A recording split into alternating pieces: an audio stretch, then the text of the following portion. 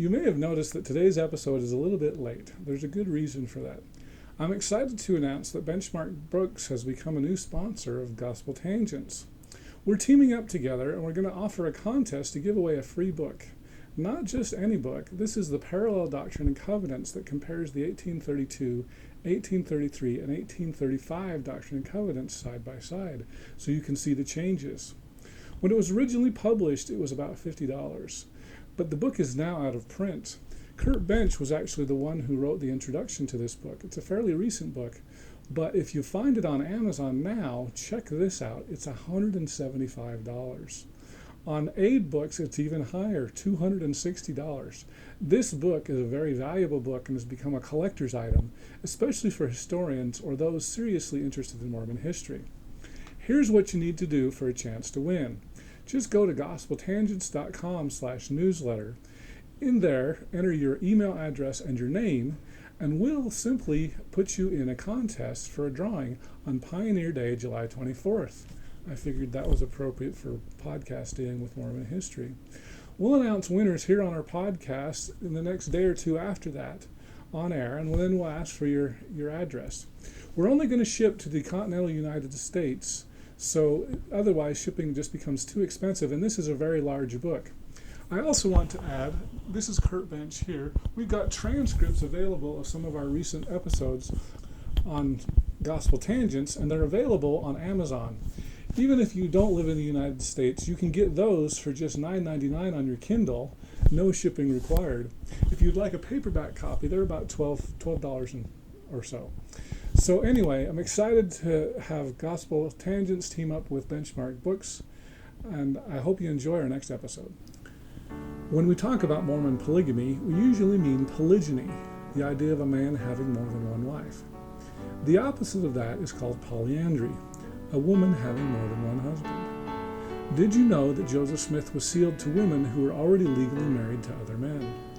We're going to talk about one specific case where Dr. Brian Hales believes that Joseph and Sylvia Sessions Lyon were parents of one of the offspring of Joseph Smith. We did a DNA test to find out if Joseph was the father of Josephine Lyon or if Windsor Lyon was the father. It's a pretty interesting story. I hope you'll check it out. All right, well, let's jump back. As we started this, we started talking about polyandry or proxy husbands. And I know recently, I believe it was last year at Mormon History Association, you had said that you thought that Joseph had sexual relations with Sylvia Sessions Lyon, if I remember the name right. DNA tests came back and that wasn't true. What are your opinions on that, specifically on that marriage now, as far as were there sexual relations there or not? You know, the evidence, I will say, is ambiguous. But for years, and if you read my 3 volumes, I theorize that the marriage between Joseph Smith and Sylvia Sessions Lyon did include plural marriage, and I had some theories did include sexual relations in that plural marriage, and I had some theories as how that might have unfolded. When the DNA evidence came back, and part of the theory was that Joseph was the father of Josephine. Right. Yeah. Okay, that's an important point. But when the DNA evidence came back that Windsor Lyon was the father, it required me to rewrite things. And I'll be honest with you, it wasn't what I expected, but it was what I had hoped. It's a lot easier to understand Joseph Smith's plural marrying, particularly these sealings to already married women. It's a lot easier to understand them if he is not the father of Josephine. And I argue that the evidence is ambiguous, and that the fact that if Joseph had actually practiced polyandry, he would have been so contrary to the Bible. There's only really one direct message. Paul mentions it once, and he condemns it as adultery. It's in Romans. So the Bible condemns it, but it's also in frontier America. If a man is sexually involved with your wife, you can kill that man, and the law's not going to go after you. most of the time, and we've got examples of it clear up happened until with Parley P. Pratt, right? exactly Parley P. Pratt and others, where the law just was looking the other way, and it was almost expected that either the husband, or if she wasn't married, a brother or father, but some other male relative would exact corporal punishment or capital punishment on the individual who committed this. And so Joseph, if he had actually been involved with these men, he would have had to been 100% secret, worrying about his life if it was discovered, or have 100% complicity with the husband, which is not recorded in any case. And so plus it would have been beyond novel. It would have been very controversial. And so I'm saying that the little bit of ambiguous evidence that the critics have accumulated to say Joseph practiced it, and it is ambiguous. There's no unambiguous evidence saying that a woman ever believed she had two husbands in Nauvoo. And we're not looking for a woman saying, yeah, I had sex with him and I had sex with him. That's not going to be found. But a woman, her family, a letter, or some other communication saying that a woman actually had two husbands, or defending that idea, none of that is available. And I'm arguing that if it were an actual teaching, it would have been defended, and it would have been highly criticized by those who would have found it so repulsive they would have left the church, or the critics would have picked up on it. We don't have anything. So I'm arguing that ambiguous evidence on something that would have been explosive is not enough for me to say Joseph practiced sexual polyandry, and that's a term that I've used a lot in the past, but just a woman having more than one husband. So let's talk a little bit about that timeline with Sylvia Sessions Lyon. So as I recall, so she married Windsor Lyon. They were married for a time. I believe Windsor got excommunicated or something. And so it was in this period where he was excommunicated that Joseph supposedly was sealed to Sylvia. Right. And then perhaps they had sexual relations. I think you're telling me that's ambiguous. Is that what you're saying? Right. Okay, so the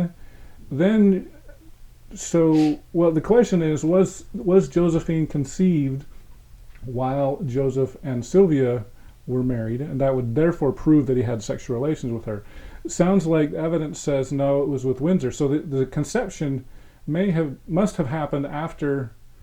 Well, I'm a little confused on the timeline, but supposedly she got back together with Windsor. So I believe, and please correct me if I'm wrong, I believe you said these were serial marriages, not polyandrous marriages, in that she had two husbands, but you're saying that she was married to Windsor, she was essentially religiously divorced, maybe not legally divorced, and then she got back together with Windsor. Is that correct?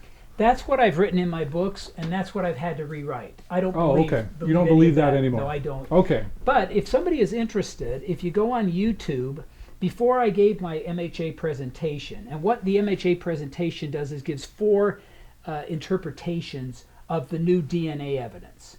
And one of them is polyandry. That's one of the four. But I also, and a second one was that there was no marriage at all, that they had no sealing or anything.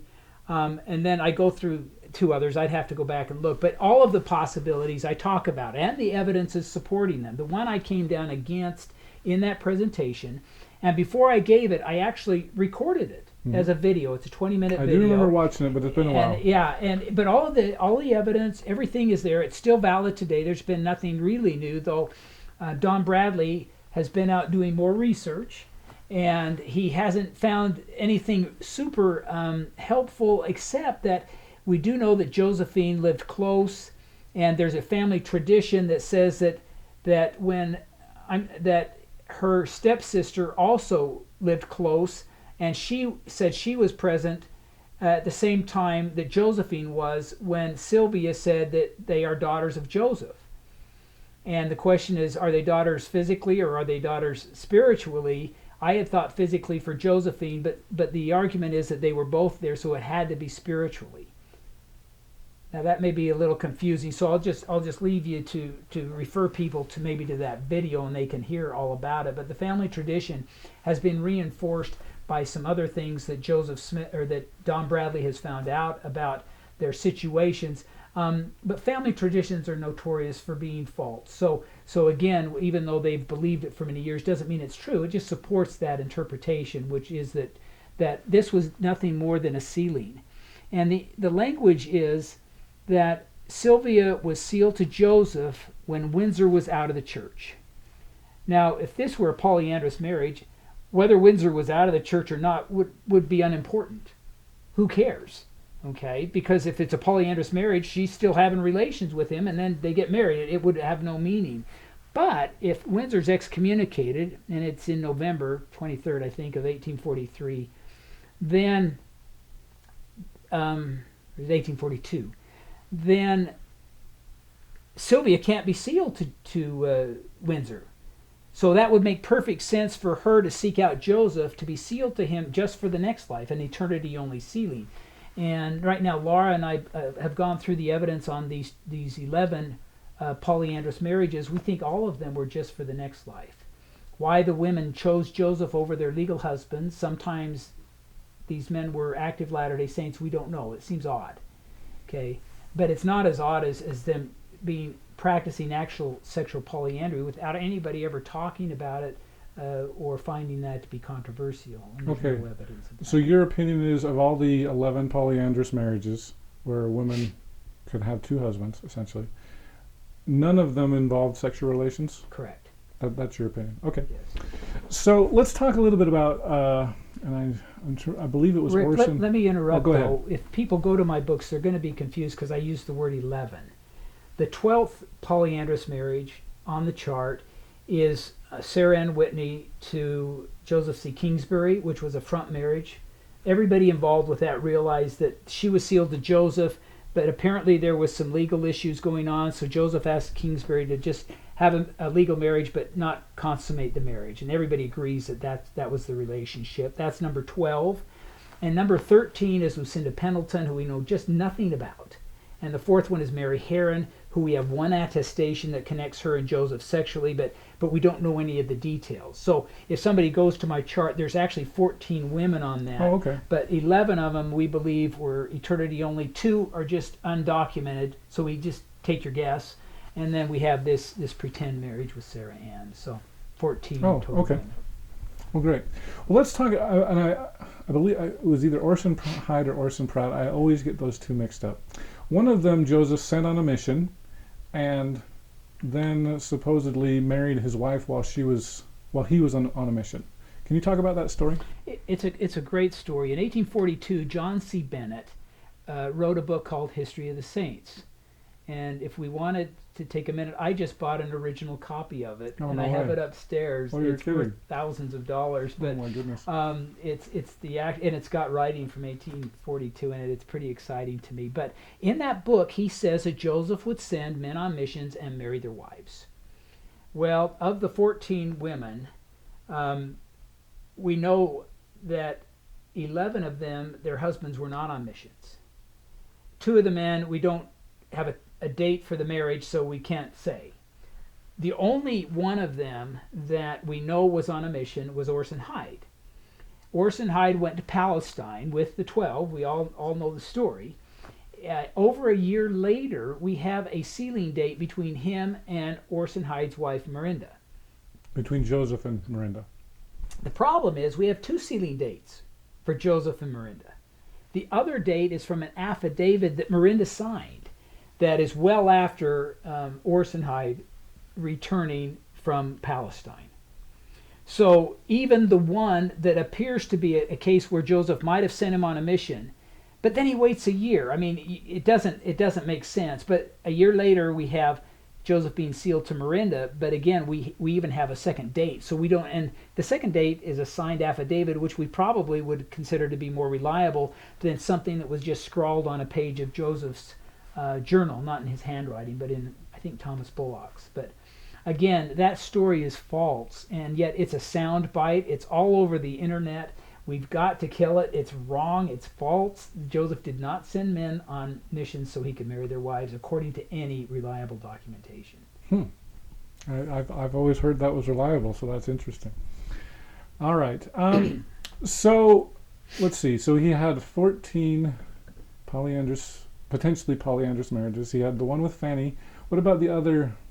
How many are there?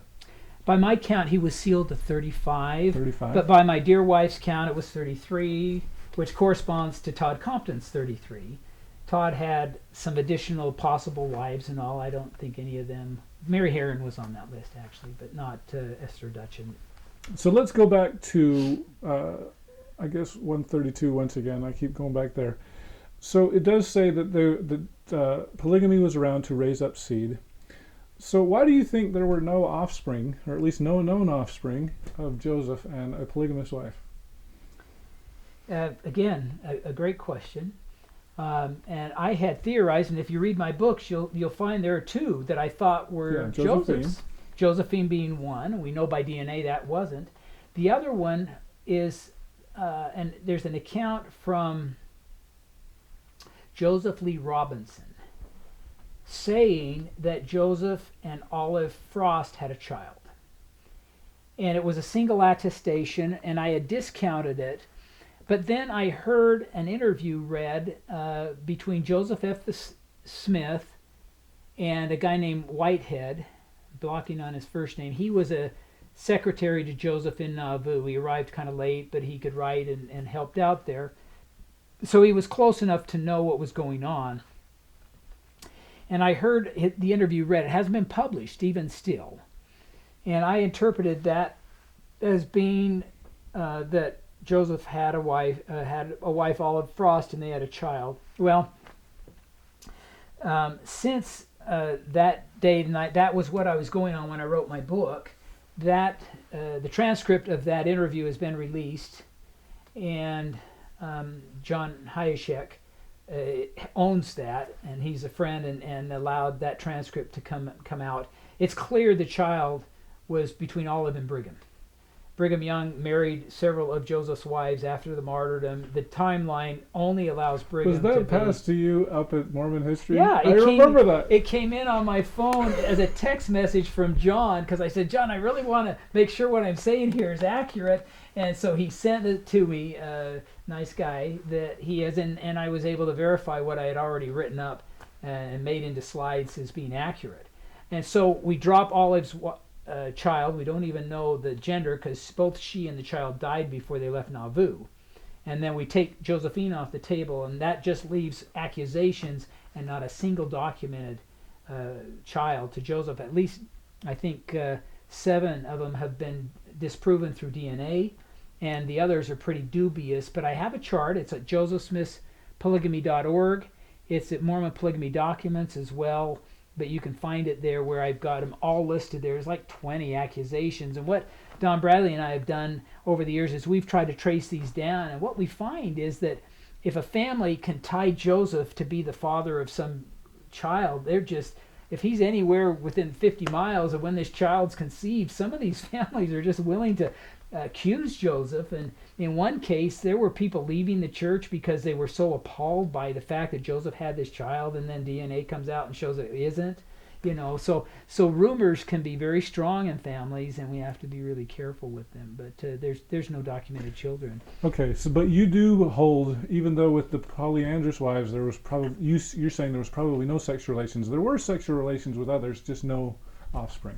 Again, in Appendix E, I compiled all of the evidences that had been available to that point. Of course, it doesn't have the DNA now to disprove the one, but I show 12 possible evidences of sexuality with 12 of the wives. Some of the evidence is deposition level, signed attestation type of thing, and some of it is really dubious. But there's no evidence for more than 12. Personally, I believe he probably had 2 that went by other names, and DNA could... 2 children by the plural wives. There is one account by George A. Smith, I think, where he recounts how he came up to Joseph, and the account is that he approaches Joseph and he says, "What's up?" So I guess they had the same kind of I don't know, conversational words that we have here. But what's up? And Joseph is washing his hands, saying that Emma served as a midwife and one of his plural wives had just delivered a baby. And this very easily could have been, say, between September of 43 and Joseph's death, because he had several plural wives living in the Nauvoo mansion. under the watchful eye of Emma. And we don't know anything about the dynamics of that home. I mean, Emma could have just kept them separate all the time, or she could have allowed some interactions. We don't know. But if you want to look at a timeline, you know, she may have actually felt okay about polygamy and allowed and participated in this as a midwife. Again, speculation, but that account was repeated several times by and it wasn't George Albert Smith's. I'm blocking on which of his leaders. He was a polygamist, but left this story. But you put that with Mary Elizabeth Rawlins' recollection of 2 or 3 children by Joseph's plural wives. What you find is scattered evidences from pretty good sources, but they're late, but documenting that Joseph had at least 1, if not 2 or 3 children, but we have no idea who they are. I hope you enjoyed our conversation with Dr. Brian Hales. We're not done talking about controversial marriages just yet. In our next episode, we'll talk about Joseph Smith's attempts to marry young women, even teenagers in some cases.